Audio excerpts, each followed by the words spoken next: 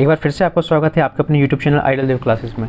Student, जैसा कि आपको पता है, आइडल देव क्लासेस यूट्यूब चैनल पर हम जो कक्षा 8वीं सामाजिक विज्ञान का कोर्स परिवर्तित हुआ है और एनसीईआरटी वाला लागू हुआ है, उसकी जो अभ्यास पुस्तिका आपको 8 ग्रेड वाली मध्य प्रदेश राज्य शिक्षा केंद्र के द्वारा प्रोवाइड की गई है, उसके अभ्यास प्रश्नों को हम सरल भाषा में आपको एक्सप्लेन कर रहे हैं। उसी सीरीज़ की कंटिन्यूटी को मेंटेन करते हुए स्टूडेंट आज हम अध्याय 7 में पहुँचे हैं, जिसका नाम यदि हम बात करूँ, इस अध्याय में हम जो अंग्रेज लोग हैं उन्होंने हमारे देश को सभ्य बनाने के लिए, शिक्षित करने के लिए कौन सी नीति अपनाई या कैसे कैसे उनकी विचारधारा थी, उसके बारे में जानने को मिलेगा। तो बिना किसी देरी के स्टार्ट करते हैं बच्चों। पहला प्रश्न है, प्राच्यवादी किसे कहा गया है?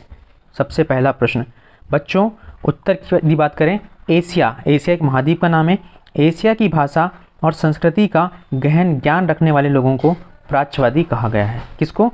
एशिया की भाषा और संस्कृति का गहन ज्ञान रखने वाले लोगों को प्राच्यवादी कहा गया है। प्रश्न क्रमांक 2 की बात करते हैं, अंग्रेजों का सांस्कृतिक मिशन क्या था? बच्चों, प्रश्न क्रमांक 2 पूछ रहा है, अंग्रेजों का सांस्कृतिक मिशन क्या था? उत्तर है, अंग्रेजों का सांस्कृतिक मिशन देसी समाज को सभ्य बनाना और उनके रीति रिवाजों व मूल्य मान्यताओं को बदलना था। बच्चों, अंग्रेजों का सांस्कृतिक मिशन क्या था? जो देसी समाज है, यानी जो जिस देश पे वो शासन करते हैं, यानी भारतीय समाज, उसको सभ्य बनाना और उनके रीति रिवाज व मूल्य मान्यताओं को बदलना था। क्योंकि अंग्रेजों को लगता था कि जो भारतीय हैं वो असभ्य हैं उनके अनुसार, जबकि ऐसा नहीं था। प्रश्न क्रमांक 3 आपसे पूछता है, एशियाटिक सोसाइटी ऑफ बंगाल का गठन किसके द्वारा किया गया था? यह एक संगठन है, इसकी स्थापना कब और किसने की थी, ये प्रश्न है। उत्तर है बच्चों, एशियाटिक सोसाइटी ऑफ बंगाल का गठन 1784 में विलियम जोन्स ने किया था। किसने किया था? विलियम जोन्स ने किया था। कब किया था? 1784 में। प्रश्न क्रमांक 4 है, अंग्रेजी भाषा सिखाने की ज़रूरत पर मैकाले ने जोर क्यों दिया? प्रश्न क्रमांक 4 आपसे पूछ रहा है, अंग्रेजी भाषा सिखाने की ज़रूरत पर मैकाले ने जोर क्यों दिया? इसका उत्तर हो जाएगा, अंग्रेजी भाषा सिखाने की ज़रूरत पर मैकाले ने इसलिए जोर दिया ताकि अंग्रेजी के ज्ञान से भारतीय लोग पश्चिमी दर्शन के क्षेत्र में हुए विकास से अवगत हो सकें। क्यों दिया? क्योंकि जो अंग्रेजी का ज्ञान है ना, मैकाले को ऐसा लगता था यदि भारतीयों को अंग्रेजी का ज्ञान हो जाएगा तो पश्चिम दर्शन के जितने विकास हैं उनसे वो उनके बारे में जान पाएंगे। और उसे ऐसा लगता था कि इस प्रकार उनका कहना था कि अंग्रेजी पढ़ाना लोगों को सभ्य, सा के बाद ये आधा भाई है ना, यहाँ पे ये सा आधा भाई, सभ्य बनाने और संस्कृति को बदलने का रास्ता हो सकता है। मतलब उसे ऐसा लगता था कि भारतीय लोग यदि अंग्रेजी पढ़ लेंगे तो पश्चिमी विचारधारा को जान जाएंगे और विचारधारा को जानने के बाद वो अपने जो बोलना चाहिए जो उसके अनुसार सभ्यता की परिभाषा थी उसके तहत बदल सकते हैं। फिर आपका प्रश्न क्रमांक 5। प्रश्न क्रमांक 5 आपसे पूछता है, जेम्स मिल की राय में देसी जनता का दिल किस प्रकार जीता जा सकता था? जेम्स मिल की राय में देसी जनता का दिल किस प्रकार जीता जा सकता था? तो इसका उत्तर की हम बात करते हैं बच्चों। जेम्स मिल की राय में जनता का दिल जीतने के लिए उपयोगी और व्यवहारिक चीज़ों का ज्ञान देना चाहिए, साथ ही उन्हें पश्चिमी वैज्ञानिक और तकनीकी सफलताओं के बारे में बताना चाहिए। क्या है? जेम्स मिल की राय में जनता का दिल जीतने के लिए उपयोगी और व्यवहारिक चीज़ों का ज्ञान देना चाहिए, साथ ही उन्हें पश्चिमी वैज्ञानिक और तकनीकी सफलताओं के बारे में बताना चाहिए। आया समझ? बड़े प्रश्न क्रमांक 6 की तरफ।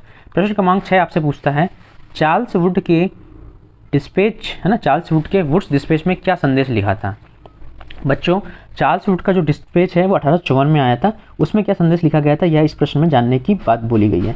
इसका उत्तर है बच्चों, चार्ल्स वुड के डिस्पैच में भारत में लागू की जाने वाली शिक्षा नीति, क्या शिक्षा नीति की रूपरेखा स्पष्ट करते हुए एक बार फिर दोहराया गया कि प्राच्यवादी ज्ञान के स्थान पर यूरोपीय शिक्षा को अपनाने से कितने व्यवहारिक लाभ प्राप्त होंगे। मतलब इस वुड डिस्पैच में शिक्षा नीति में पश्चिमी जो शिक्षा है ना उसके बारे में बताया गया था, और उसने बोला था कि पश्चिमी शिक्षा अपनाने से भारतीय लोग को मतलब ज़्यादा व्यवहारिक लाभ प्राप्त होंगे, जबकि जो मतलब बोलना चाहिए परंपरागत शिक्षा थी उसमें धार्मिक शिक्षा का तत्व ज़्यादा था, ये उन्हें ऐसा लगता था, इसलिए उन्होंने पश्चिमी शिक्षा अपनाने की बात बोली।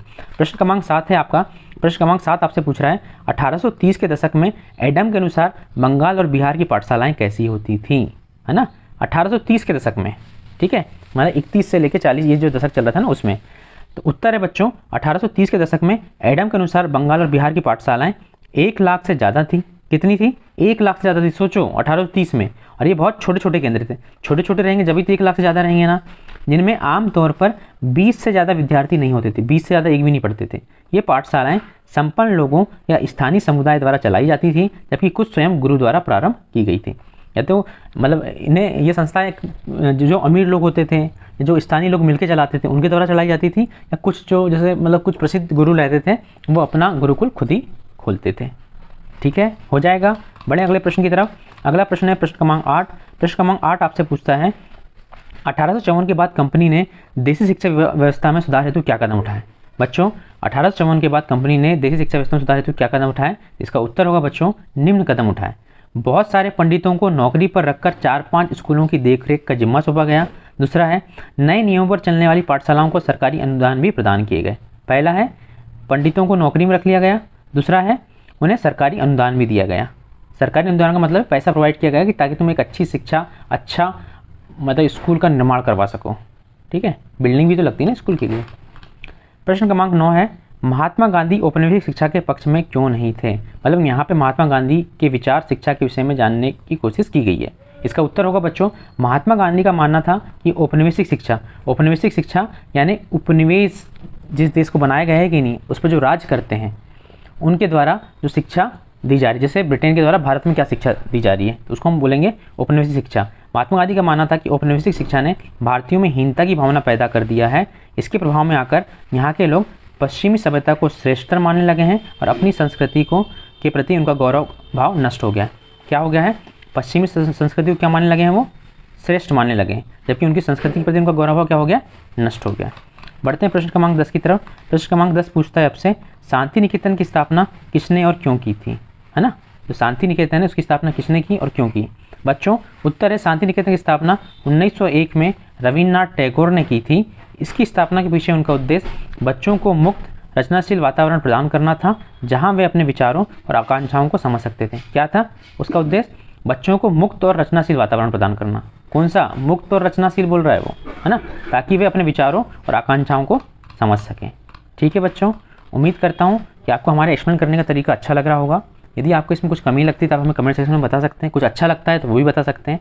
और यदि आपको मतलब हमारे पढ़ाने में समझ में आ रहा है, क्वेश्चन आंसर याद हो रहे हैं, तो आप अपने दोस्तों को भी इस यूट्यूब चैनल की लिंक शेयर कर सकते हैं।